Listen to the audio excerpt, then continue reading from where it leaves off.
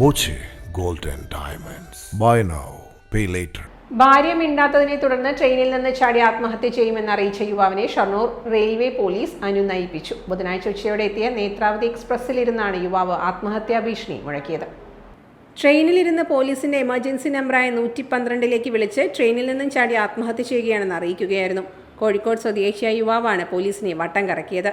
Train എത്തിയപ്പോൾ യുവാവിനെ കണ്ടെത്തി ട്രെയിനിൽ നിന്നിറക്കി SI അനിൽ മാത്യുവിന്റെ നേതൃത്വത്തിൽ അനുനയിപ്പിച്ചു. തിരുവനന്തപുരത്ത് ജോലി ചെയ്യുന്ന ഭാര്യ അവിടെ എത്തുമ്പോൾ കാണാനെത്തുമെന്ന് അറിയിക്കുകയായിരുന്നു. ഇതോടെയാണ് യുവാവ് ശാന്തനായതെന്ന് പോലീസ് പറഞ്ഞു. യുവാവ് സിനിമയിൽ ഉൾപ്പെടെ ജോലി ചെയ്തിട്ടുണ്ടെന്നാണ് പോലീസിനോട് പറഞ്ഞത്. ഇതിനിടെ ഒരു കേസിൽ പോലീസ് പിടിയിലായി ജയിലിൽ കിടന്നു. ഇതിനുശേഷം ഭാര്യ മിണ്ടുന്നില്ലെന്നായിരുന്നു യുവാവിൻ്റെ പരാതി.